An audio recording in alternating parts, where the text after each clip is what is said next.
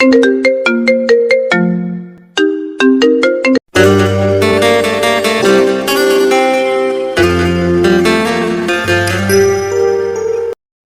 নতুন ভালোবাসার গল্প পেতে আমাদের চ্যানেলটি সাবস্ক্রাইব করে পাশে থাকা বেল আইকনে ক্লিক করুন। ধন্যবাদ। যে মানুষটার জন্য ধর্ষিতার তকমা গায়ে লেগেছিল সেই মানুষটার জন্য আজ বউ সেজে বসে আছি। নিজেকে আরো একবার ড্রেসিং টেবিলের আয়নায় দেখিয়ে পরখ করে নিলাম, কোথাও কোনো কমতি নেই। মানুষটা যেভাবে চেয়েছি সেভাবেই সাজানো হয়েছে আমাকে। সকলের সামনে মহান সেজে ঘুরে বেড়ানো মানুষটাই যে আমার ধর্ষিতা হওয়ার জন্য দায়ী তা সকলেরই অজানা। ধর্ষিতা না হয়ে ওই মানুষটার জন্য সবার চোখে ধর্ষিতা হয়েছিলাম আমি। 3টি বছর ধরে বয়ে বেড়াচ্ছি এই অসহ্য যন্ত্রণা।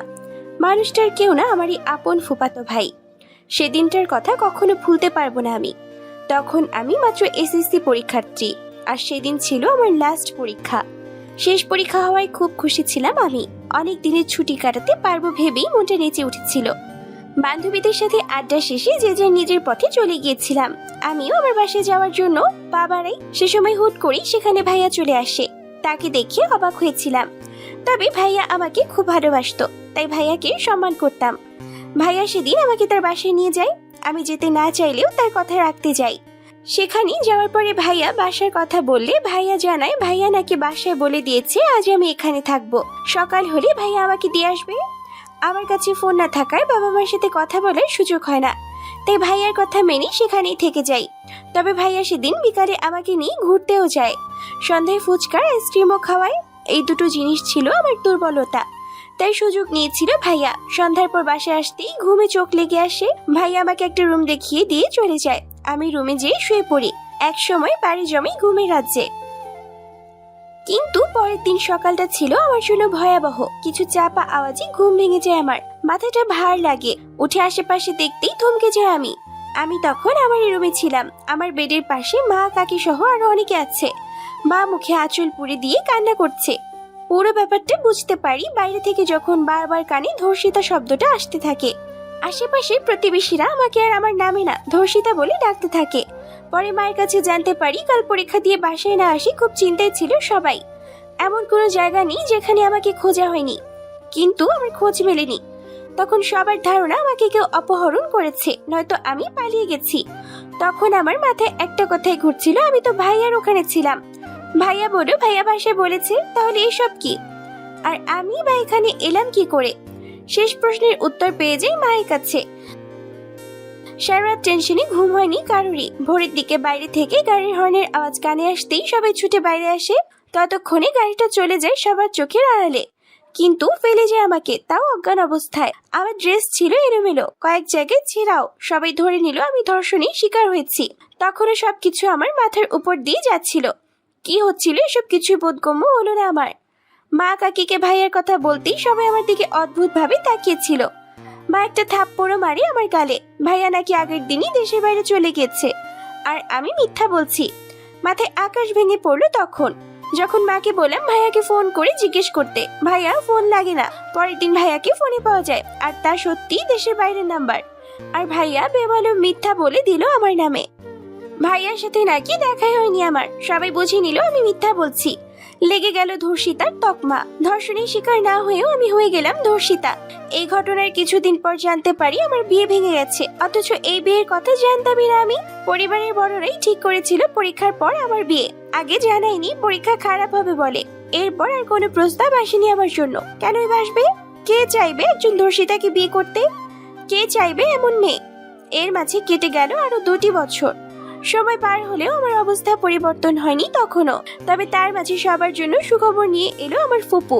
ভাইয়া আমাকে বিয়ে করতে চায়। পরিবারের সবাই খুশি হলেও খুশি হলাম না আমি, যার জন্য আমার এই অবস্থা তাকে কোনোভাবেই মেনে নিতে পারবো না আমি। কিন্তু কেউ আমার কথা শুনলো না, ঠিক করলো আমার বিয়ে। ফুপুর আদরের হওয়ায় আমাকে মেনে নিতে তার অসুবিধা হলো না। তারপর আর কি, আজকের এই দিন বউ সাজে সেজেছি আমি তার জন্য। তারই ঘরের ফুলের সাজানো বাসরে বসে আছি সেই মানুষটারই অপেক্ষায়, যে আমার জীবন শেষ করে দিয়েছে। বিয়েটা খুব বেশি জাঁকজমক ভাবে হয়নি, তাই বিয়ের রাতে যেসব হাসি মজা হয় তার কোনোটাই নেই আমার বিয়েতে। যদিও তা দিয়ে আমার কিছু যায় আসে না। যেখানে এই বিয়েটা আমার কাছে একটা অভিশাপ, সেখানে মজা আসে কি আনন্দ। কিছু সময় পার হতেই দরজা খোলার মৃদু আওয়াজ পেলাম। বুঝতে বাকি নেই তার আগমন হয়েছে। সবটা বুঝতে পেরেও নির্বিকার হয়ে বসে থাকলাম। কোনরূপ রেসপন্স করিনি আমি। তার স্থির দৃষ্টি আমাদের নিবদ্ধ। তার দিকে না তাকিয়েও খুব ভালো করে উপলব্ধি করতে পারছিলাম। এক সময় দৃষ্টি সরিয়ে শীতল কণ্ঠে বলল, চেঞ্জ করো, ফ্রেশ হয়ে এসো প্রিয়তা, রাত অনেক হয়েছে। আমি কোনো প্রত্যুত্তর না করে সুটকেস থেকে সুতির থ্রি পিস বের করে ওয়াশরুমে চলে যাই। কিছুক্ষণের মধ্যে ফ্রেশ হয়ে বাইরে আসতেই চোখ পড়লো মানুষটার উপরে। এর মধ্যে নিজেও চেঞ্জ করে নিয়েছে। আমার দিকে এক পলক তাকিয়ে দৃষ্টি সরিয়ে নেয়। একটু পরে আবারও আমার দিকে তাকিয়ে বলল, শুয়ে পড়ো প্রিয়তা। সেই সময় তার চোখে কিছু একটা ছিল। সেটা ঠিক কি ছিল বুঝতে পারলাম না, বোঝার চেষ্টাটাও করিনি। তবে তাকে অনেক কিছু বলার ছিল আমার, অনেক কথা জানার ছিল, যার কোনোটাই করে উঠতে পারিনি। যেখানে মানুষটাকে দেখতেই বৃতৃষ্ণার কাজ করছে আর সেখানে কথা। চুপচাপ শুয়ে পড়ি আমি। চোখ বন্ধ করা অবস্থায়ও স্পষ্ট বুঝতে পারছিলাম তার গভীর চাহনি। আরো কিছু সময় কেটে যাওয়ার পর যখন চোখে ঘুম নামক বস্তু নামলো না, তখন তাকাতেই দেখতে পারলাম রুম অন্ধকার নেমে এসেছে। এরই মাঝে টেবিল ল্যাম্পের মৃদু আলোয় কিছু একটা লিখতে দেখলাম মানুষটাকে। বাসরাতেও মানুষ পড়ে ভাবতেই হাসি পেল। এক সময় সেদিকে তাকিয়ে থাকতে থাকতেই তলিয়ে যায় ঘুমের রাজ্যে। সকালের মৃদু আলোর ঘরটা আলোকিত হতেই ঘুম ভেঙে গেল আমার। চোখ মেলে তাকাতেই নিজের অবস্থানের কথা স্মরণ হতেই ঈষৎ কেঁপে উঠলাম। মানুষটার বুকের সাথে লেপ্টে রয়েছে আমি। তার প্রতি রাগ আর ঘৃণার জন্ম নিতে শুরু করে, কিন্তু ভালো করে খেয়াল করতেই বুঝলাম সে নয়, আমি নিজেই তাকে জড়িয়ে রেখেছি। ঘুমের মাঝে এমনটা কখন কেড়েছি ভাবতেই রাগটা নিজের উপর হলো। সেই সাথে লজ্জা এসে জমা হলো আমার চোখে মুখে। ভাগ্যিস এখনো জাগিনি মানুষটা, নয়তো কি কেলেঙ্কারি না হতো। খুব দ্রুত নিজেকে ছাড়িয়ে নিয়ে উঠে ফ্রেশ হতে চলে যাই আমি। একেবারে শাওয়ার নিয়ে বের হয়ে দেখি মানুষটা তখনও গভীর ঘুমে। আমি রুম থেকে বের হতেই মুখোমুখি হলাম ফুফাতো বোন পুনমের সাথে। ওর বয়স খুব বেশি না, এবার 9তে পা দিবে। একটা ইংলিশ মিডিয়ামে স্কুলের 3য় শ্রেণীতে পড়ে। আমাকে দেখেই তার দুহাত মেরে ধরলো কোলে নেওয়ার জন্য। এত বড় হয়ে যাওয়ার পরও আমার কোলে তার ওঠাই লাগবে। কোলে উঠতেই বললাম, আমার বাড়িটা কি স্কুলে যাচ্ছে? Yes, Appy, yes.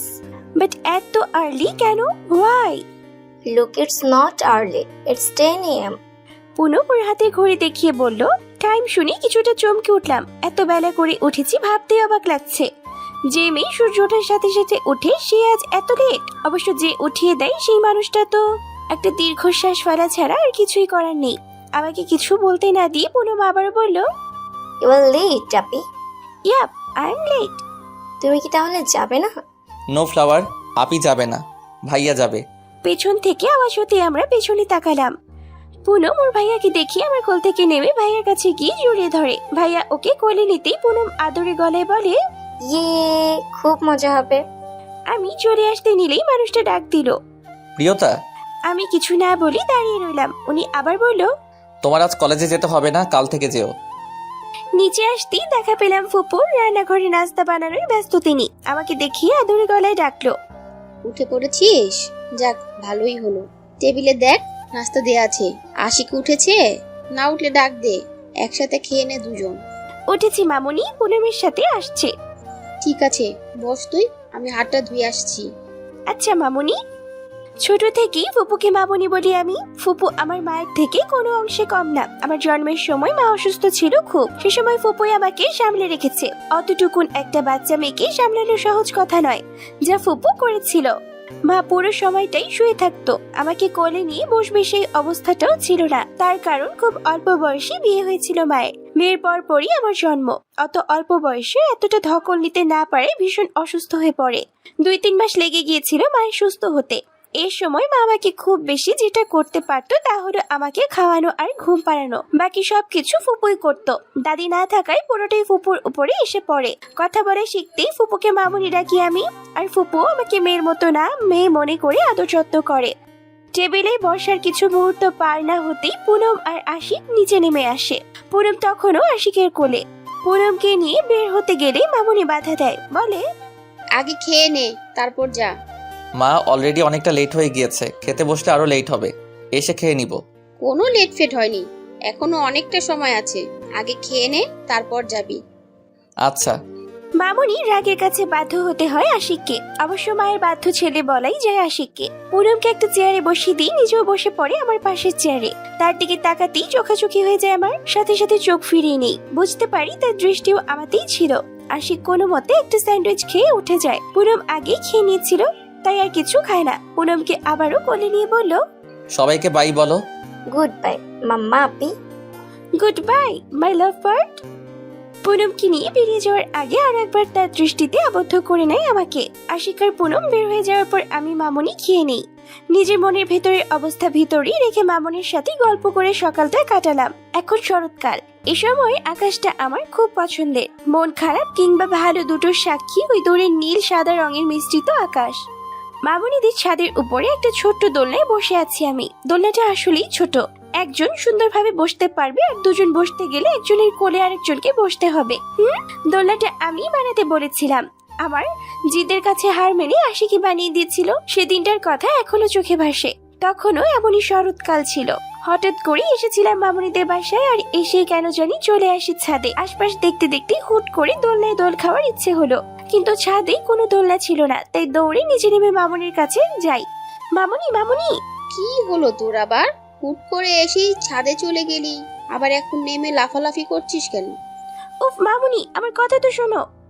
আচ্ছা বল, শুনছি। ভাইয়া কোথায় বলো তো? ও তোর ঘরেই আছে, হয়তো ঘুমাচ্ছে। এখন? কিন্তু এখন তো ভাইয়া ঘুমায় না। তাহলে?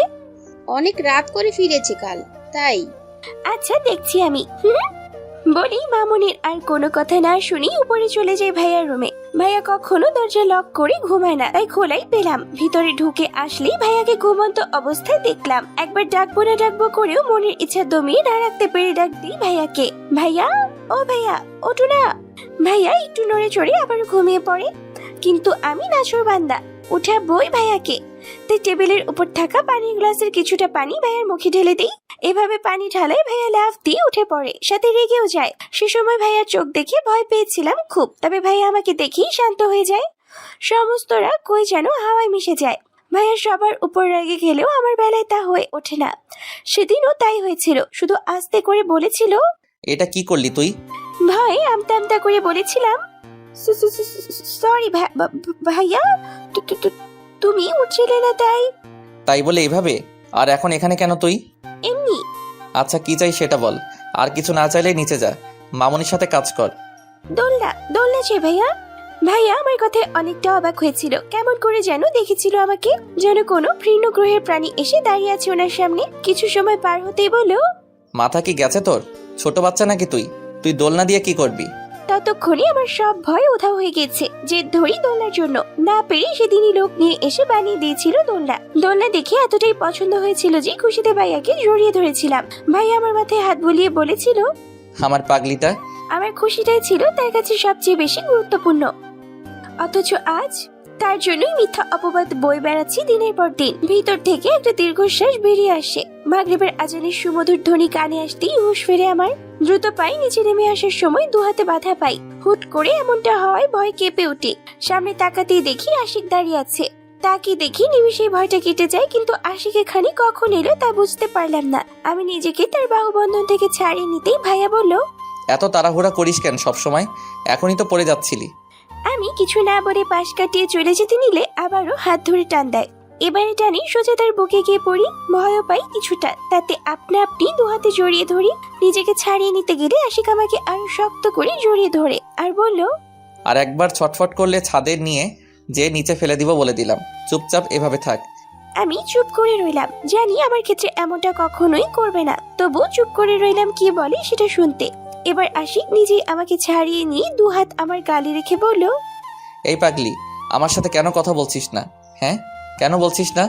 আজ 5 দিন হলে এসেছি আমি, তার মধ্যে 2টো কথা তুই আমার সাথে বলিসনি। সবার সাথে কথা বলছিস, এমন কি পুনমের সাথে দুষ্টামি করছিস, শুধু আমার সাথে কথা বলছিস না কেন? হ্যাঁ কেন? কি করেছি আমি? এত কিছুর পরও তুমি আশা করছো তোমার সাথে আমি কথা বলবো? কি করেছো তুমি জানো না? আমার জীবনটা শেষ করে এখন বলছো কি করেছো? কি করেছো জানো না, তাই না ভাইয়া? কিচ্ছু জানো না তুমি। রাগে মাথাটা ফেটে যাচ্ছে আমার। প্রায় 1 ঘন্টার উপর শাওয়ার নিয়ে বের হয়েছি, তবুও রাগটা কমছে না। যে মানুষটা এত কিছু করলো, যার জন্য এত কিছু হলো, সে এখন জিজ্ঞাসা করছে কি করেছে। মানুষটার প্রতি যাও একটু সম্মান বাকি ছিল তাও যেন শেষ হতে চলেছে। নিচ থেকে মামুনির ডাক কানে আসে, নিচে নেমে আসি। বেতের তৈরি সোফার উপরে বসে আছে মামুনি, তার পাশে পুনম আর আশিকও আছে। পুনমের হাতে মিল্কশেক, মামুনির হাতে চায়ের কাপ আর আশিকের হাতে কফি মগ। মামুনি আমাকে দেখে একটা চায়ের কাপ আমার দিয়ে এগিয়ে দিয়ে বলল, আশিক বলল মাথা ধরেছে নাকি তোর? নে এটা ধর, চাটা খেয়ে নে, দেখবি মাথা ধরা ধরা সব সেরে যাবে। না মামুনি, কিছু খাবো না এখন, ঠিক আছে আমি। কত ঠিক আছিস জানি আমি, বস তো এখানে চুপচাপ, চাটা শেষ কর। বাধ্য হয়েই চায়ের কাপ হাতে নিলাম। আর এও বুঝতে পারলাম আমার এই সময় গোসলের কারণ আশিক মামুনি আমার মাথা ব্যথার অজুহাত দিয়েছে। তার ছেলের হাসি আসলাম মনে মনে। একটু একটু করে চায়ের কাপে চুমুক বসাচ্ছি আর আশিককে দেখছি কতটা শান্তভাবে বসে কফি খাচ্ছে মানুষটা। কে বলবে এই মানুষটা কারো সুন্দর জীবনকে নিজের হাতে শেষ করে দিয়েছে। তবে এই মানুষটার কাছ থেকে অনেক কিছু জানার আছে, অনেক প্রশ্ন আছে যার উত্তর একমাত্র তার কাছেই আছে। আর সেই উত্তর যে কোনো মূল্যেই আমার চাই। যা প্রায় শেষের দিকে তখন মামুনিকে বললাম, মামুনি আমার ফোনটা দেখেছো তুমি? কয়েকদিন ধরে পাচ্ছি না। ওটা ভেঙে গেছে তাই ফেলে দিছি, নতুন ফোন কালকেই পেয়ে যাবি। মামুনি কিছু বলার আগেই কফি মগে আর এক চুমুক দেয় আশিক। অত্যন্ত অবাক হয়ে তাকালাম আশিকের দিকে, অথচ মানুষটার এদিকে যেন কোনো ধ্যান নেই। সে তার মতো কফি খেতে ব্যস্ত। কত সহজে বলে দিল ভেঙে গেছে। যেদিন আশিক বাইরে থেকে এসেছে সেদিন থেকেই ফোনটা পাচ্ছি না। তার মানে ফোনটা আশিকই সরিয়েছে। ভাবতেই মনটা আরো বেশি উঠলো। সেদিক থেকে দৃষ্টি সরিয়ে মামুনির দিকে তাকিয়ে বললাম, মামুনি তোমার ফোনটা দাও তো, আম্মির সাথে কথা বলবো। আচ্ছা এই মায়েরটা নেওয়ার দরকার নেই, আমারটা নিয়ে যা। মামুনিকে বাধা দিয়ে আশিক তার ফোনটা আমার দিকে এগিয়ে দিতে দিতে কথাটা বলল। রাগ লাগছিল খুব। মামুনির সামনে কোনো প্রতিক্রিয়া দেখাতে চাইনি, তাই ফোনটা নিয়ে উপরে চলে আসি।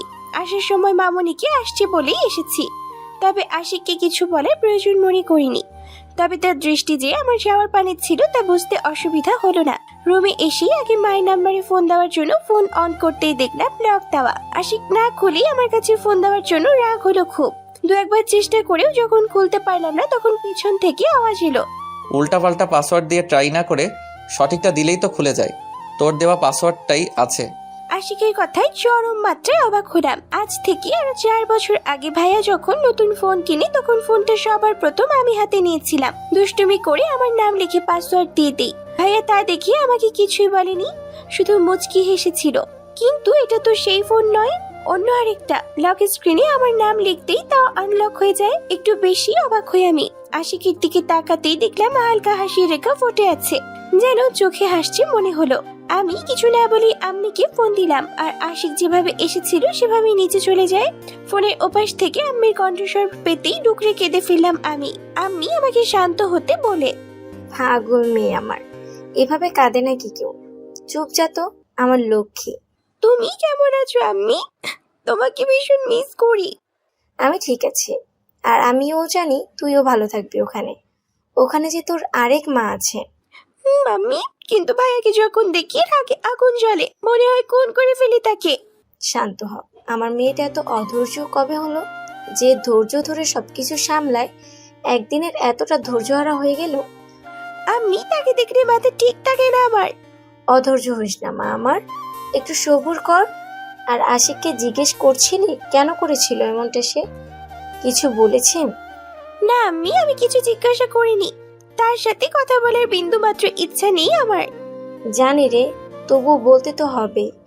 আমিও যে জানতে চাই আমার ফুলের মতো পবিত্র মেয়েটার গায়ে কেন মিথ্যা কলঙ্কের দাগ লাগিয়ে গেল? কেনই বা তোকে বিয়ে করলো?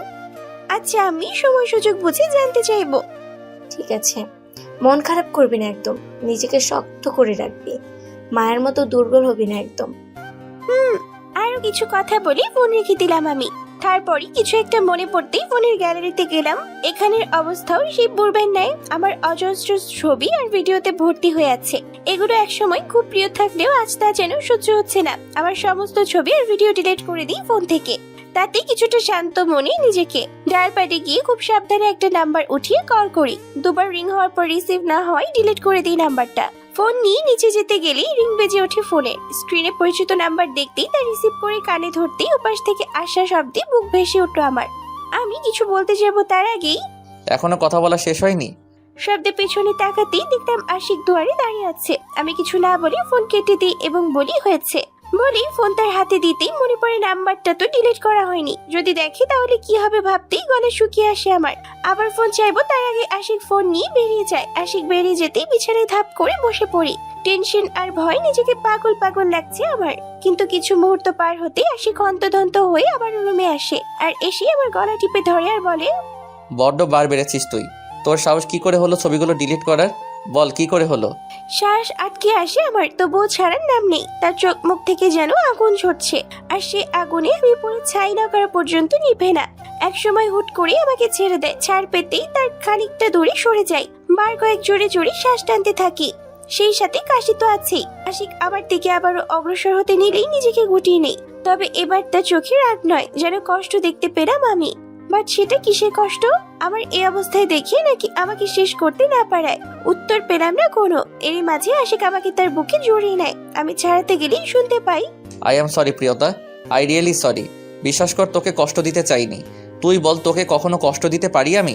বল না, পারি আমি? শেষের কথাগুলো আমার গালে হাত রেখে বলে। আমার সারা মুখে তার উষ্ণ পরশ বুলাতে থাকে পাগলের মতো। সেই মুহূর্তে মনে হলো আমি অন্য কোথায় রয়েছি। আশিক পাগলের মতো করছিল, যেন কষ্ট আমি না ও পেয়েছে। কিন্তু কেন? আমার কষ্টে সে কেন পাগলের মতো করছে? সারাদিন নিজের উত্তাপে পুরে ধরনী উত্তপ্ত করে রাখলেও সন্ধ্যা নামলেই যেন নিজেকে আড়ালে লুকিয়ে ফেলে দূর আকাশে থাকা নক্ষত্রটি। সে সময় প্রকৃতি সেজে ওঠে অন্যরকম এক সৌন্দর্যে। একসময় তার রূপ নিতে থাকে কালো আধারের। সেই আধারে আবার আলোকিত করতে উদয় হয় অন্য একটি গ্রহ। তাতে হয়তো পুরো ধরনী আলোকিত হয় না, তবু আলোকিত করার অনির্বার চেষ্টা তার। তবে কৃত্রিম আলোয় ঠিকই আলোকিত হয় ধরনী। সে কৃত্রিম আলোর মৃদু রেখা সারা রুমে পড়তেই চোখে পড়লো আশিককে। রাতের খাবার খেয়ে এসে নিজে শুয়ে বলেও রাত জাগা পাখির মতো জেগে আছে আশিক। কাল রাতের মতো আজও তার হাতে কলমটি রয়েছে, তা দ্বারা কিছু লিখে চলেছে একটু পর পর। এই মুহূর্তে একটি নিষিদ্ধ ইচ্ছা মনের মাঝে জাগ্রত হলো, তবে তা করা হলো না। এলোমেলো চিন্তা করতে করতে কখন যে ঘুমের রাজে পাড়ি জমালাম আর টের পেলাম না। কপালে কিছু শীতল স্পর্শে ঘুম ভেঙে যায় আমার। মস্তিষ্ক জাগ্রত হলেও হতে পারলো না চোখ দুটি। বড্ড ক্লান্ত মনে হলো তাকে। মেলতে কষ্ট হচ্ছে। পিটপিট করে চোখ মেলতেই আবছা আলোয় আশিকের মুখটা চোখে পড়লো। কিছু একটা করছে সে। একটু পরপরই ঠান্ডা কিছু আমার কপালে রাখতেই কেঁপে উঠলাম আমি। উঠতে গেলে শরীরের উপর প্রচন্ড ভার মনে হলো। জ্বর এসেছে বুঝতে আর বাকি রইল না। আর আশিক যে মাথায় জল পট্টি দিচ্ছে তাও বুঝতে পারলাম। ছোটবেলা থেকেই এই অভ্যাসটা আমার। ভয় পেলেই জ্বর চলে আসে। সন্ধ্যায় আশিক হুট করে এমন করে যে ভয় পেয়েছিলাম, এটাই তার পরিণাম। আশিকে কিছু বলতে চাইলে কণ্ঠস্বর থেকে কোনো ধ্বনি বের হলো না, শুধু ঠোঁট নাড়াতে পারলাম। তাতে আশিক কি বুঝলো কে জানি, তবে আমাকে বলল, কথা বলিস না, চুপ করে শুয়ে থাক, ঠিক হয়ে যাবে। আশিকের কণ্ঠস্বর অন্যরকম ছিল। অনেকক্ষণ কান্না করলে বা জোর করে কান্না আটকে রাখলে যেমন শোনা যায় ঠিক তেমন। মস্তিষ্কে স্নায়ুকোষ অন্যরকম আলোড়ন সৃষ্টি হতে লাগলো। সূর্য পূর্বাকাশে উদিত হওয়ার পূর্ব জেগে উঠে নিজের অস্তিত্ব জানান দেয় কিছু পাখপাখালি।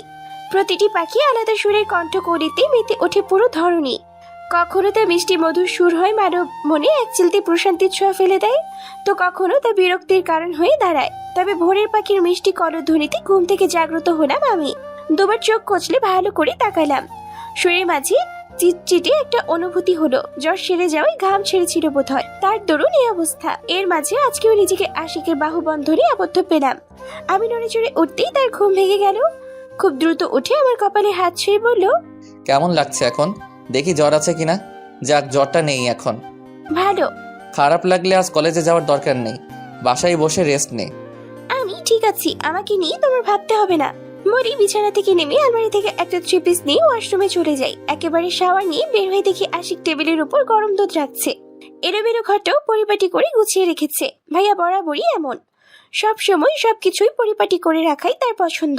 অগোছালো থাকলে তা নিজেই গুছিয়ে রাখে, আর আমি বরাবরই তার উল্টো, গোছালো জিনিসকেও অগোছালো করে ফেলি। আশিক আমাকে দেখে বলল, দুধটা খেয়ে নে, উইকনেস থাকলে তা কেটে যাবে। আর একেবারে রেডি হয়ে নিচে আছিস, আমি ড্রপ করে দিব। আমি একাই যেতে পারবো। জানি, 2 বছর তো গেলি, এবার না হয় আমি দিয়ে আসলাম। বলি বেরিয়ে গেল। আমি একেবারে রেডি হয়ে নিচে নামতে দেখতে পেলাম ফুপার টেবিলে বসে আজকের পেপার পড়ছে। পড়ার ফাঁকে ফাঁকে চায়ের কাপেও চুমুক বসাচ্ছে। আমাকে নামতে দেখে পেপারটা পাশে রেখে বলল, আরে আমার মামনিটা যে এত তাড়াতাড়ি উঠলে কেন বলো তো? কলেজে যাব তার জন্য ফুপা। আশিক বলল জ্বর এসেছিল নাকি রাতে, তা এখন কেমন লাগছে মামনি? এখন ঠিক আছি। তাও আজ না গেলেই পারতি। দুদিন হলো না বিয়ে, এখনই যাওয়ার দরকার ছিল না। না ফুপা, কতদিন হয়ে গেছে যাই না, পরে পিছিয়ে যাব আমি। আচ্ছা ঠিক আছে, বাট না খেয়ে যেতে পারবি না। না খেয়ে যেতে দিলে তো। মামুনির কথায় আমি ফুপা পেছনে তাকালাম। মামুনি তার হাতের নাস্তার প্লেট ডাইনিং টেবিলের উপর রাখতে রাখতেই বলল, হ্যাঁ রে প্রিয়তা, হুট করে জ্বর বাদালি কি করে বলতো? আশিক রাতে যে পরিমাণ টেনশন করছিল তা বলার বাইরে। বারবার বলছে ওর জন্য নাকি জ্বর হয়েছে। তুই বলতো এমনটা হয়? কারো জন্য কেউ জ্বরে পড়ে? সে যাই হোক, এখন আয় খেয়ে নে। আশিকের প্রতিটা কাজ আমাকে ভাবতে বাধ্য করছে। মানুষটা আজও আমার কষ্ট সহ্য করতে পারে না। তাহলে কেন ভিনদেশে পাড়ি দেওয়ার আগে আমাকে কলঙ্কিত করে গেল? কেন কষ্টের গভীর সমুদ্র আমাকে ফেলে গেল? সবকিছুতেই শুধু প্রশ্ন, বাট উত্তর কোথায়? আশিক এমন বিহেভ করে যেন কিছুই জানে না। আসলে কি তাহলে সেদিন ভাইয়া ছিল না? না, আর কিছু ভাবতে পারছি না। মাথাটা বারবার লাগতে শুরু করলো। এলোমেলো লাগছে নিজেকে। এক পা সামনে বাড়াতেই হেলে পড়ে আমি। তবে পড়ার আগেই দুহাত শক্ত করে আমাকে ধরে ফেলে। নিজেকে সামনে তার দিকে তাকাতেই দেখি সে বিস্মিত মুখে আমার দিকে তাকিয়ে আছে। ঠিক আছিস? সাবধানে যাবি তো, এখনই তো পড়ে যাচ্ছিলি। ফুপা আর মামনির সামনে এমন করে অস্বস্তিতে পড়ি আমি, তা বুঝতে পেরে আমাকে ছেড়ে দেয়। তবে তা পুরোপুরি নয়। হাত ধরে নিচে চেয়ারে বসে আমাকে, নিজেও আমার পাশে চেয়ারে বসে পড়ে। আজ পুনমের স্কুল বন্ধ থাকায় এখনো ঘুমাচ্ছে বার্ডটা, নয়তো তার কিচির মিচির আওয়াজে মেতে থাকতো পুরো বাড়িটা। খাবার শেষ হতেই আশিক মামনিদের কাছে বিদায় নিয়ে বের হয়ে যায়। আসার আগে আমাকে উদ্দেশ্য করে বাইরে আছি আমি বলতে ভুলে না। আমিও নাস্তা শেষ করে বের হয়ে আসি। মামনি আর ফুপার কাছ থেকে বিদায় নিয়ে বাইরে আসতে দেখলাম আশিক গাড়িতে হেলান দিয়ে দাঁড়িয়ে ফোনে কিছু দেখছে। আমি নজরে আসতেই ফোন রেখে গাড়ির অপর দিকে ডোর খুলে দেয়। জানি এখন কিছু বলেও কাজ হবে না, তাই চুপচাপ উঠে বসে পড়লাম গাড়িতে। আশিকও গাড়িতে উঠে আমার সিট বেল্ট লাগিয়ে গাড়ি স্টার্ট করে। 15 মিনিট পরই গন্তব্যে পৌঁছে যাই আমরা। গাড়ি থেকে বের হব তখন আশিক বলল, প্রিয়তা, আবিরকে? তার কথায় থমকে গেলাম। আবির কথা আশিক জানলো কি করে? আজ নিজের চেয়েও বেশি খারাপ লাগছে ওর জন্য। মানুষটা পাগলের মতো ভালোবাসে আমাকে। আশিকের দিকে তাকাতেই দেখলাম প্রশ্ন মাখা চোখে তাকিয়ে আছে আমার দিকে। আমি কিছু না বলেই বের হতে নেই। তখন আশিক আমার হাত ধরে কিছুটা রাগী স্বরে বলে, কে এই ছেলে? কি সম্পর্ক তোর সাথে? কেন ফোন দিয়েছিলিস তুই? ভালোবাসে ও আমাকে। আর তুই? করুণ শোনালো তার কণ্ঠস্বর। তবে এই প্রশ্নে কিছু সময় চুপ থেকে দৃঢ় গলায় বললাম, আমিও ভালোবাসি ওকে। শুনেছো তুমি? ভালোবাসি আবিরকে। দৃঢ় গলায় বলে তার দিকে তাকালাম। তার চোখে রাগের বদলে সেখানে আকুলতা দেখতে পেলাম। নীরবে আমার হাত ছেড়ে দিয়ে স্টিয়ারিং এ হাত রাখে। বুঝলাম না কোনরূপ প্রতিক্রিয়া কেন করলো না। তবে খুব বেশি কিছু না ভেবেই নেমে চলে এলাম ক্যাম্পাসে। ক্লাসে যেতে যেতে ভাবতে থাকি আবিরের কথা। কি জবাব দিব আমি ওকে? আজ থেকে প্রায় 1 বছর আগে পরিচয় হয়েছিল ওর সাথে। কলেজের কালচারাল প্রোগ্রামে খুব বড় বিপদের হাত থেকে বাঁচিয়েছিল আমাকে। তারপর টুকটাক মাঝে মাঝে দেখা হতো। সৌজন্যতার খাতিরে দু একটা কথা বললেও তা ধীরে ধীরে রূপ নেয় বন্ধুত্বে। একসময় আবিরে প্রপোজ করে, তখন তাকে নিজের সবকিছু জানাই। সে কোনরূপ আপত্তি না করে বলেছিল, প্রিয়, তুমি যদি সত্যি সত্যিও ধর্ষণের শিকার হতে, তবুও ভালোবাসতাম তোমায়। আর যা কিছু হয়ে যাক না কেন, সারা জীবন ভালোবাসবো। সেদিনের কথায় মুগ্ধ হয়েছিলাম আমি। ধীরে ধীরে নিজেও দুর্বল হয়ে পড়ি ওর প্রতি। অথচ আজ সবটা জানার পর কি হবে ভাবতেই বুকটা কেঁপে উঠছে আমার। ক্লাস শেষ করে বের হতে দেখলাম আবির আমার দিকে দৌড়ে আসছে। আমার সামনে এসে আমার হাত ধরে নিয়ে যেতে থাকে কোনো এক জায়গায়। জায়গাটা আমার পরিচিত। প্রায় প্রায় এখানে এসে আমি আর আবির বসে থাকি। এখানে এসে আমার হাত ছেড়ে দিয়ে আমার গালে নিজের দুহাত গুজে কাঁপানো কণ্ঠে বলল, প্রিয়তা, এসব কি শুনছি আমি? যা শুনছি তা কি সত্যি? বলো প্লিজ। তুমি নাকি তোমার ওই ভাইকে বিয়ে করেছো? এসব মিথ্যে, তাই না? বলো বলো না সব মিথ্যে। যে অমানুষটা তোমার জীবন নষ্ট করলো তাকে তুমি কিছুতেই বিয়ে করতে পারো না। বলো না প্রিয়তা, বলো না। আবিরের প্রতিটা প্রশ্ন আমাকে ভিতরে ভিতরে শেষ করে দিচ্ছে। কি জবাব দিব আমি? এই ভয়টাই যে পাচ্ছিলাম আমি। আবির যে আমাকে কতটা ভালোবাসি তা খুব ভালো করে জানি আমি। যেখানে কেউ আমাকে বিশ্বাস করেনি সেখানে ও আবার একবার বলাতেই সবকিছু বিশ্বাস করেছিল। এই প্রিয়তা, চুপ করে কেন আছো? বলো না গো সব মিথ্যে, বলো না। আবির, আমার কথা শোনো, শান্ত হও প্লিজ। আবির দুহাতে আমাকে ধরে বলল, আগে বলো যা শুনেছি সব মিথ্যে। যা শুনেছো সব সত্যি শুনেছো আবির। মাথা নিচু করে নিলাম আমি। তখনই আবির আমাকে ধাক্কা দিল। আমি কয়েক কদম দূরে চলে গেলাম। অবাক হয়ে তাকালাম আমি ওর দিকে। ও দুহাতে নিজের মাথা চেপে ধরে রেখেছে। বুঝতে পারলাম নিজের রাগ কন্ট্রোল করার চেষ্টা করছে। আমি এগিয়ে গেলাম ওর দিকে। মাথা থেকে হাত নামিয়ে ওকে বসতে বললাম। ওখানে ঘাসের উপরে বসলো ও। আমি ওর পাশে বসলাম। ওর হাত ধরে বললাম, শান্ত হও প্লিজ। তুমি এমন করলে আমি কি করব বলো? আমিও তো ভেঙে পড়বো নাকি? এমনিতেই এত কিছু সহ্য করতে করতে ক্লান্ত আমি। এক তো তুমি ছিলে যে আমাকে বুঝতে, আজ কেন বুঝছো না? কি বুঝবো আমি? বলো কি বুঝবো? 4 দিন ধরে ক্লাসে আসছো না তুমি। 3 দিন আগে তোমাকে ভার্সিটিতে না পেয়ে তোমার নাম্বারে কল করি, বাট তুমি রিসিভ করো না। রিসিভ করে তোমার কোন ভাই? সে বললো তুমি অসুস্থ, কিছুদিন আসতে পারবে না। মেনে নিলাম।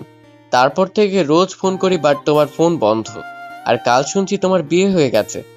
জানো, যখন তোমার বিয়ের কথা শুনলাম তখন আমার অবস্থা কি হয়েছিল জানো না তুমি? আর এখন বলছো বুঝতে?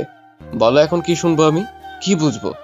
5 দিন আগে ভাইয়া বিদেশ থেকে ফিরে এসেছে আবির। সেদিন ক্লাস শেষ করে বাসায় যাওয়ার পর তাকে আমাদের বাসায় দেখি আমি। সেই সাথে শুরু হয় আমাদের বিয়ের কথাবার্তা। আমি মানা করলেও কেউ শোনে না। রাগারাগি করে রুমে চলে আসি আমি। তখন রাগের মাথায় কিছু ভাবতে পারছিলাম না। তোমাকে বলবো সেটাও মাথায় আসেনি। গোসল করে বের হতেই তোমাকে জানানোর জন্য ফোন খুঁজতে যেও কোথাও পাই না আমার ফোন। আম্মুর ফোন চাইলে দেয় না। তাদের মনে হতো আমি পালাতে পারি, তাই ঘরবন্দি করা হলো আমাকে। না ছিল ফোন আর না ছিল বাইরে যাওয়ার উপায়। কাউকে আমার সাথে দেখা করার অনুমতিও দেওয়া হলো না।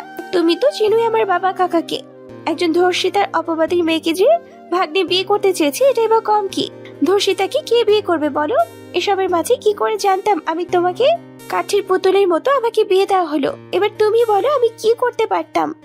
আই এম সরি প্রিয়তা, আমারই বোঝা উচিত ছিল। তোমার অসুস্থতার কথাও মনে হয় ওই অমানুষটা বলেছিল।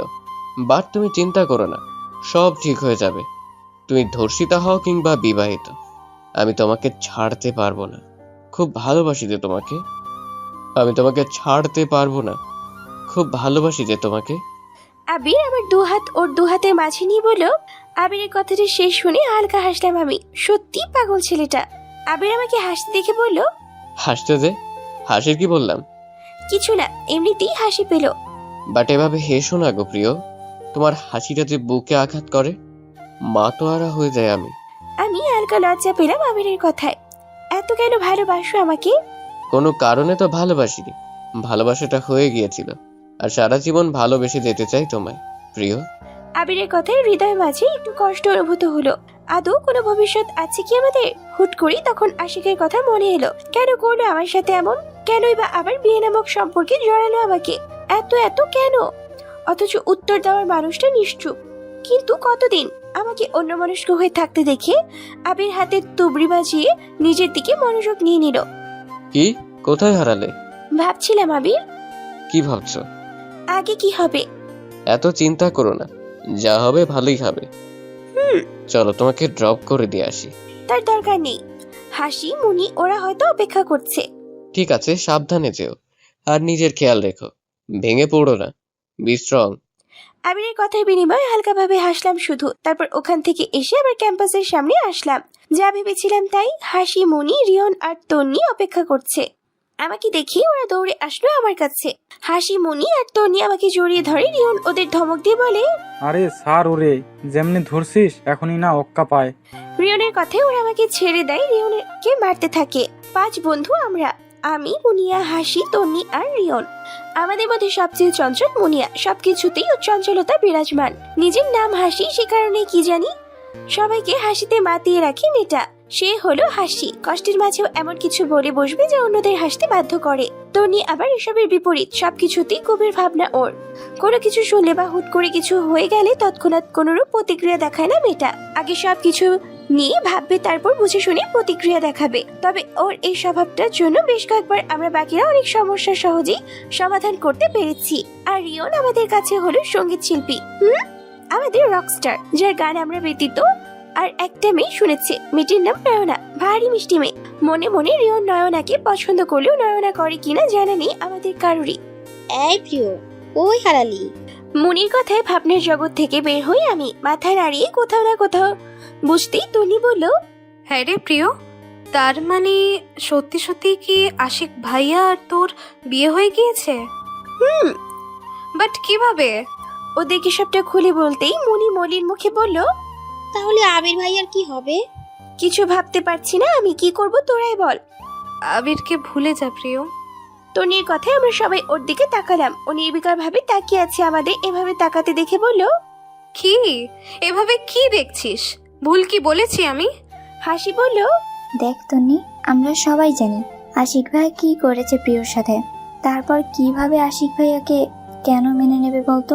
তার থেকে বড় কথা, প্রিয় আবিরকে ভালোবাসে, আর আবিরও। সবটাই জানি আমি, কিন্তু এখন কি কিছু করার আছে? তুই বল। বিয়ে না হলে হয়তো কিছু করার যেত, কিন্তু এখন? আর তোর আর আবিরের ভালোবাসা, এখন যদি তুই বলিস তুই আবিরকে ভালোবাসিস, তাহলে সেটা ভালোবাসা না, সেটা অন্যায় হবে। বিয়ের পরে অন্য কাউকে ভালোবাসলে তাকে ভালোবাসা বলে না প্রিয়, সেটাকে পরকীয়া বলে। ভেবে দেখিস। কিন্তু ওরা তো বিয়ের আগে থেকে ভালোবাসে একে অপরকে। আশিক ভাইয়াই সব নষ্টের মূল। মনির কথায় তনি আমার দিকে দৃঢ় দৃষ্টি তাকিয়ে বলল, আবিরের প্রতি তোর অনুভূতিটা আসলে ভালোবাসা নাকি শুধুই ভালো লাগা? ভেবে দেখিস তো প্রিয়। আমরা আর কিছু বলার সুযোগ পেলাম না। কথা বলতে বলতে যে কখন গেটের বাইরে এসে পড়েছি তা বুঝতে পারলাম। গাড়ির হর্নের আওয়াজে সামনে তাকাতেই দেখলাম আশিক গাড়ির সাথে হেলান দিয়ে দাঁড়িয়ে আছে, দৃষ্টি আমাদের দিকেই। সবার দৃষ্টি আশিকের দিকে পড়তেই ওরা আমাকে বিদায় জানিয়ে চলে যায়। যাওয়ার আগে তনি আবারও বলল, যা বললাম ভেবে দেখিস প্রিয়, আর আশিক ভাইয়ের প্রতি ওনার ব্যবহারের প্রতিও খেয়াল করিস, হয়তো অন্য কিছু ফিল করতে পারবি। বাই, সাবধানে যাস। ওরা চলে যেতেই আশিক এগিয়ে এসে আমার হাত ধরে গাড়ির কাছে নিয়ে আসে, নিজে গেট খুলে দেয়। সকালের মতো এখনো কোনো কিছু না বলেই গাড়িতে উঠে বসি। আশিক গাড়ির ডোর লক করে নিজেও বসে ড্রাইভিং করতে থাকে। পুরো রাস্তায় কোনো কথা বলি না আমি। বার দুয়েক আশিক কথা বলেও আমি তার প্রতি উত্তর করিনি, তাই আশিকও আর কোনো কথা বলেনি। তবে আমার মাথা ঘুরছে তন্নির বলা কথাগুলো শুনে। আসলে কি আবিরের প্রতি আমার ফিলিংসটা ভালো লাগার? সত্যি কি ভালোবাসি না আমি আবিরকে? আশিকের দিকে কি নজর দিব? নজর দিয়ে কি পাবো? আশিকের কথা ভাবতে ভাবতেই ওর দিকে একবার দৃষ্টি চলে যায়। তার চোখে আবারও কষ্ট দেখতে পেলাম, বাট কিসের জন্য? উফ, পাগল পাগল লাগছে নিজেকে। এমনিতেই এত এত প্রশ্ন, তার মধ্যে আবার আরেক প্রশ্ন এসে জমা হলো। এত প্রশ্নের উত্তর কোথায়? দুপুরে সূর্যের তেজ কিছুটা কমে আসলে সবকিছু গোছগাছ করতে শুরু করি। মামনিও হেল্প করে তাতে, যদিও বোঝানোর তেমন কিছুই নেই, তবুও সময় লাগছে। বিকালের পরপরই বের হবো আমরা বলতে আমি আর আসি, সাথে আমাদের ছোট বার্তা। গন্তব্য আমাদের বাড়ি, আমার মায়ের কাছে। দুদিন সেখানেই থাকবো আমরা। সবকিছু গোছগাছ করা হলে কিছুটা সময় রেস্ট নিয়ে নেই সবাই। আর পুনম ও তো পাখির মতো উঠতে ব্যস্ত। মামা বাড়ি যাবে সে আনন্দে আত্মহারা। এর মাঝে 4 বার জামা পাল্টানো হয়ে গিয়েছে ওর। এক একবার এক এক জামা পরে এসে দেখাচ্ছে আমাদের। আমরা যতই বলি সুন্দর লাগছে, ততই যেন ওর কাছে সেটা খারাপ লাগছে। নো, ইটস লুকিং ব্যাড বলে আবারও অন্য একটা ড্রেস নিয়ে আসছে। প্রতিবারই এক কাজ করছে, তবুও যেন নেই কোনো বিরক্তি। আর ওর কাণ্ডে আমি আর মামুনি হেসে যাচ্ছি। হাসির মাঝে আমার দৃষ্টি যে আটকায় দরজার দিকে। দরজার সাথে হেলান দিয়ে দাঁড়িয়ে আছে আশিক। হুট করেই তন্নির বলার কথা মনে পড়লো। সাথে সাথেই গম্ভীর দৃষ্টি দিয়ে তাকালাম আশিকের দিকে। তার ঠোঁটের কোণে মৃদু হাসি রেখা ফুটে উঠেছে, আর তার দৃষ্টিতে বন্দী হয়ে আছি আমি। তবে আমাকে তাকাতে দেখে সে তার দৃষ্টি অন্যত্র সরিয়ে নেয়। আমিও আগের মতো বসে থাকি। আশিক ভিতরে এসে বলল, হলো তোমাদের? বের হতে হবে তো। হ্যাঁ হ্যাঁ, হয়ে গিয়েছে, বাট তুই তোর এই পাজি বোনকে ব্যবস্থা কর। দেখ সেই থেকে কি শুরু করেছে। মামুনি বলল আশিককে। আশিক মামুনির কথা শেষ হতেই পুনমকে কোলে তুলে নেয়, নাক টেনে বলে, কি হলো আমার ফ্লাওয়ারের? লুক ভাইয়া, আই এম লুকিং ব্যাড। বলি মুখ বানালো পুনম। পুনমকে টেবিলের উপর বসিয়ে বলল, you know you are a flower, আর flower always looking pretty. Yeah, I am looking pretty. বলি নিচে উঠলো পুনম। আশিকের দিকে ভালো করে তাকালাম আমি। তার ঠোঁটের কোণের হাসিটা আগের থেকে চওড়া হয়েছে, ভেতর থেকেই যেন হাসছে। এই হাসি মুখের মানুষটা আমার সাথে এত বড় অন্যায় করবে ভাবতে পারছি না। না, কিছুই করতে পারে না। খুব বড় কোনো কারণ আছে এমনটা করার পেছনে, যা আজই জানতে হবে আমাকে। হ্যাঁ, আজই। বিকালের মৃদু রোদ গায়ে মেখে এগিয়ে চলেছি আমরা। আমি আশিক আর আমার ছোট্ট বার্তা। পুনম আশপাশ দেখছে আর হই হুল্লোড় করছে। আমার কোলেই বসেছেও। কতবার পিছনে বসতে বলেও সরিনি, তাই বাধ্য হয়েই বসেছি। আমাদের আর মামুনিদের বাড়ি খুব বেশি দূরে নয়। মামুনিদের বাড়ি শহরের ভিতরে পড়লেও আমাদের বাড়ি পুরো গ্রামীণ পরিবেশে পড়েছে, আর দূরত্বটা মাত্র 1 ঘন্টার। প্রযুক্তির ছোঁয়ায় আর আধুনিক বাংলাদেশ তৈরির কল্যাণে আমাদের গ্রামের মেঠোপথ আর এখন নেই। কাঁচা পাকা মেঠোপথের পরিবর্তে তৈরি হয়েছে কনক্রিটের পাকা রাস্তা। তবু বছর বা ঘুরতেই রূপ নিয়েছে এবড়ো থেবড়ো রোডে। আশেপাশে মোটামুটি ভালো আকারেই গড়ে উঠেছে বিভিন্ন দোকানপাট। ক্রেতা বিক্রেতারা জমে উঠেছে সেই পরিবেশে। হুট করেই গাড়িতে ব্রেক কষতেই সামনের দিকে হেলে পড়ি। আঘাত পাওয়ার আগে আশিক তার হাত দিয়ে আমাদের দুজনকে ঠেকিয়ে নেয়, নয়তো আঘাত ভালোই লাগতো আমাদের। আশিকের দিকে তাকাতেই দেখলাম কেমন দৃষ্টিতে তাকিয়ে আছে। এই দৃষ্টির মানে বুঝতে ব্যর্থ আমি। শুধু এখন নয়, কলেজ থেকে আসার পর থেকেই তার দৃষ্টি আমার অচেনা লাগছে। নেমে এসো প্রিয়তা। হঠাৎ ডাকে ঘোর কাটে আমার। আশিকের কথায় আশেপাশে তাকালাম, না এখনো তো আসিনি আমরা, তাহলে এখানে কেন নামবো? আশিক আবারও নামতে বলে নেমে আসি আমি আর পুনম। আশিক পুনমকে একটা চকলেট আইসক্রিম কিনে দিয়ে হাঁটতে থাকে। একটা দোকানের সামনে এসে থামতেই সামনে তাকাই আমি। একটা ফোনের দোকান। আমাকে নিয়ে ভিতরে যেতে চাইলে বাধা দিয়ে গাড়িতে চলে আসি আমি। আশিক আমার দিকে নীরব দৃষ্টি নিক্ষেপ করে ভিতরে ঢুকে যায়, সেই সাথে পুনমও। প্রায় 15 মিনিট পর এসে আমার হাতে ফোন দিয়ে নিজেও গাড়িতে উঠে বসে, আর পুনমকেও বসায়। গাড়ি চলতে শুরু করে। প্রিয়তা স্ট্রিম লেখা বাড়িটার সামনে নামতেই মনটা কেমন করে উঠল। মনে হচ্ছে বহু বছর পর এসেছি আমি এখানে, অথচ মাত্র 2.5 দিন হয়েছে আমার এখান থেকে যাওয়ার, তাও যেখানে সেখানে আমার রোজ যাওয়া আসা হয়। তবুও মনে হচ্ছে একটা শূন্যতা যেন পূরণ হচ্ছে খুব গোপনীয় ভাবে। মা, চাচি, আম্মু, ছোট চাচু আর বড় চাচু এগিয়ে আসে আমাদের দিকে। মাকে দেখি তার বুকে ঝাঁপিয়ে পড়ি, যেন কতদিনের অভুক্ত আমি। চোখ দিয়ে নিজের অজান্তেই গড়িয়ে পড়ে কিছু তরল পদার্থ। মা আবার পিঠে হাত বুলিয়ে সান্ত্বনা দিতে লাগলেন। একসময় চাচি আম্মু আমাকে বোঝালেন। মা বললেন, পাগল মেয়ে আমার, এভাবে কাঁদে নাকি কেউ? ওদেরকে ভিতরে নিয়ে বসতে দাও। পেছন থেকে ভারী গলার আওয়াজ শুনে বুঝতে পারলাম আব্বু এসে দাঁড়িয়েছে। মাকে ছেড়ে সেদিকে ফিরতেই দেখলাম আব্বু আমাদের দিকেই আসছে। আব্বু কাছে এসে আশিককে জড়িয়ে নেয় নিজের হাতের মাঝে। তাতে বিন্দু মাত্র অবাক হইনি আমি। আমাকে যেমন ওই বাসায় সবাই খুব ভালোবাসে, আশিককেও তেমনি এই বাসায় সবাই খুব ভালোবাসে। আশিক এর মাঝেই সবার খোঁজ খবর নিয়েছে। আমাদের দুজনে আমার রুমে পাঠিয়েছে ফ্রেশ হয়ে নিতে বলল। আমারই রুম, যা এক সময় আমার সকল ক্লান্তি মেটানোর উৎস ছিল। কত কত স্মৃতি যে জড়িয়ে আছে তা বলার বাহিরে। কত নির্ঘুম রাতের নীরব কান্নার সাক্ষী যে এই ঘরের প্রতিটি বস্তু। ওরা যদি কথা বলতে পারতো তাহলে এই মুহূর্তে আশিককে নিজেদের মাঝে আসতে দিত না, চিৎকার করে জানাতো সবাইকে। বাট আফসোস, নিশুতি রাত, কিছু রাত জাগা পাখি ব্যতীত আর কোনো কিছুর আওয়াজ নেই। এর মাঝে খুব দূর থেকে ভেসে আসছে কিছু করুণ সুর, মনে হচ্ছে কান্না করছে কেউ। সেই আওয়াজে ঘুম ভেঙে যায় আমার। পাশ ফিরতে দৃষ্টি যায় আশিকের ঘুমন্ত মুখের দিকে। ড্রিমলাইটের মৃদু আলোয় ঝাপসা দেখা যাচ্ছে। আজও তার বাহুবন্ধনীতে আবদ্ধ আমি। খুব সন্তর্পণে নিজেকে তার বাহুবন্ধন থেকে ছাড়িয়ে উঠে বসে আমি। তৃষ্ণা মেটাতে টেবিলের উপরে থাকা বোতল থেকে পানি খেয়ে নিই। বোতলটা রাখার সময় চোখ যায় টেবিলের উপরে পড়ে রয়েছে একটি ডায়েরি। আশিকের ডায়েরি। এর সাথে জড়িয়ে আছে একটি মধুর স্মৃতি, যা ভেসে উঠলে চোখের পাতায়। ডিসেম্বর মাস, ইংরেজি মাসের শেষ মাস হলেও বাংলা মাসের 9ম মাস, পৌষ মাস। জেএসসি পরীক্ষার রেজাল্ট দিয়েছিল, খুব ভালো রেজাল্ট করেছিলাম। তার পুরো ক্রেডিট না গেলেও অর্ধেকের বেশি ক্রেডিট ছিল ভাইয়ার। আমাকে এক্সট্রা ভাবে এত সুন্দর আর সহজ করে সব পড়া বোঝাতো যে সহজেই বুঝতাম আমি, আর মনেও থাকতো। তাই ঠিক করেছিলাম ভাইয়াকে একটা গিফট দিব, যেই ভাবা সেই কাজ। বাট কি দিব? তখনই মাথায় এলো ডায়েরির কথা। ফ্রেন্ডের সাথে গিয়ে কিনেছিলাম এটা। দোকানটার পাশেই ছিল ঘড়ির দোকান। একটা ঘড়িও কিনেছিলাম সেদিন। ভাইয়াকে তা দিতে এতটা খুশি হয়েছিল তা বলার বাহিরে। কেঁদে ফেলেছিলেন ভাইয়া। সেদিনই প্রথম ভাইয়াকে কাঁদতে দেখেছিলাম আমি।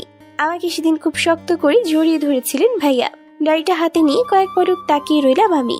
খুব যত্ন করে রেখেছে ডায়েরিটা, একটুখানি দাগ পড়তে দেয়নি তাতে। হুট করেই মাথায় এলো ভাইয়া আমার সাথে করা অন্যায়গুলোর কারণ লেখা নেই তো এখানে? জানতে হবে আমাকে, যা ভাবা তাই কাজ।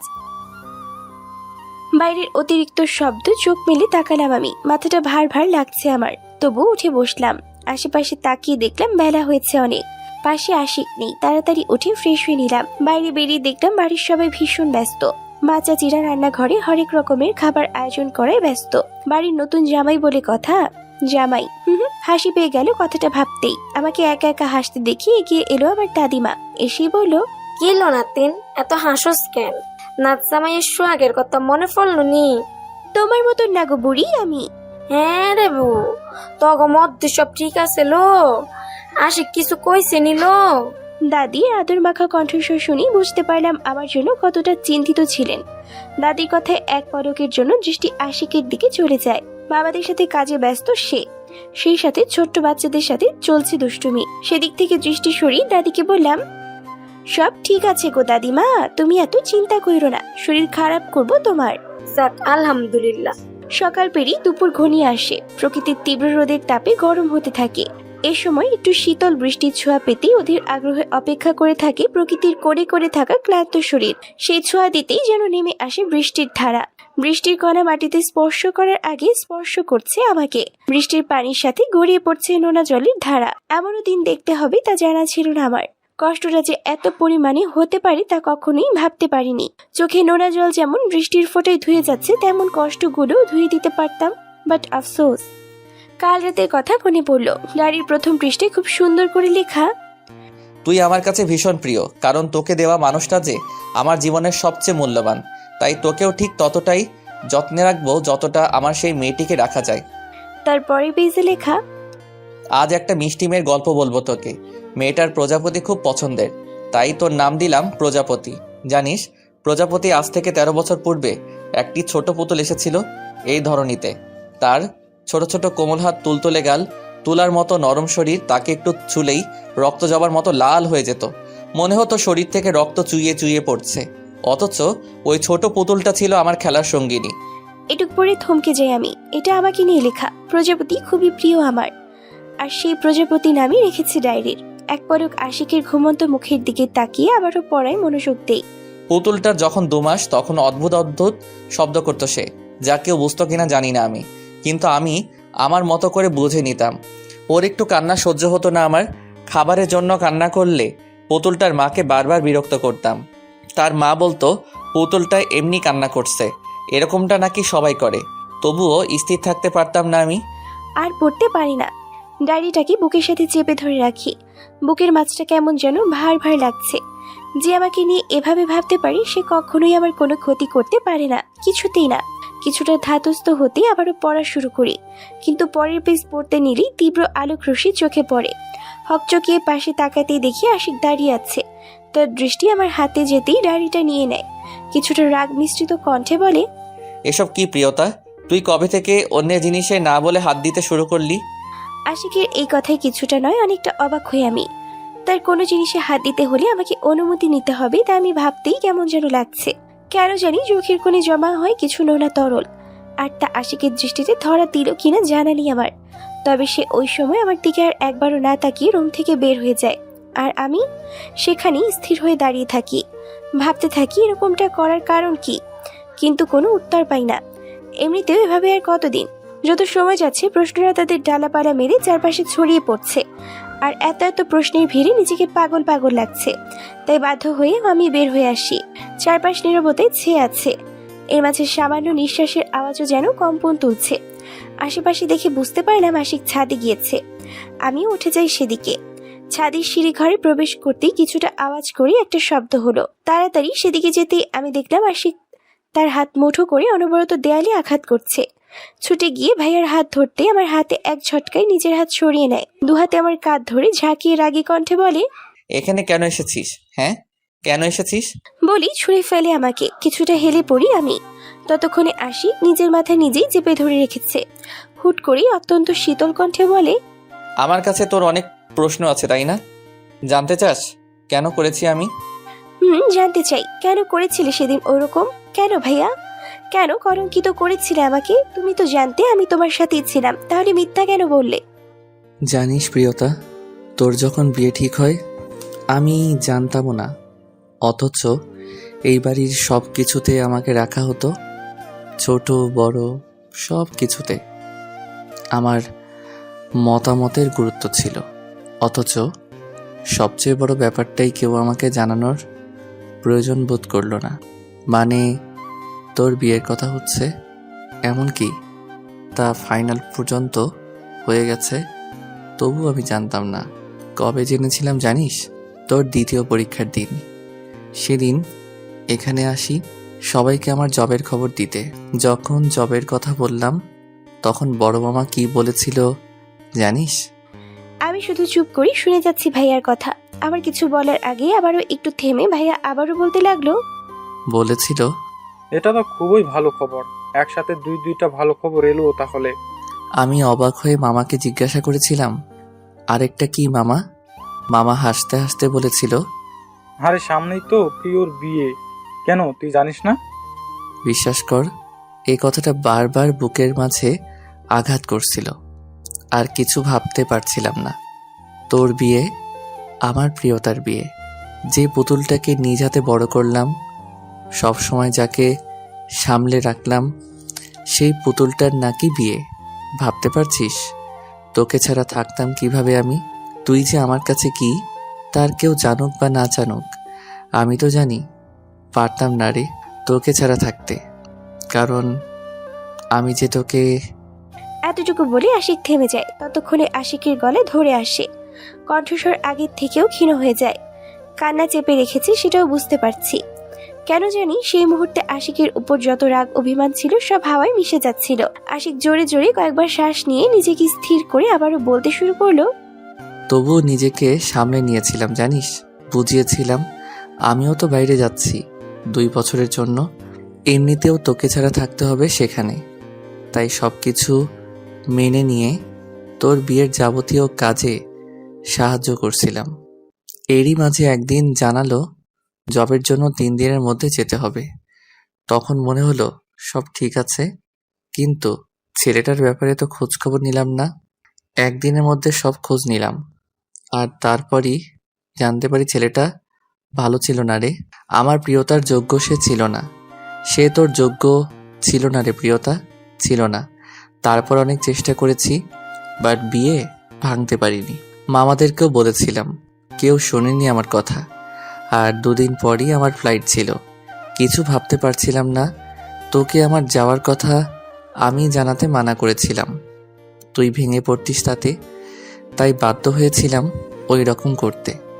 বিশ্বাস কর, আমি শুধু বিয়েটা ভাঙতে চেয়েছিলাম, তোকে কলঙ্কিত করতে নয়।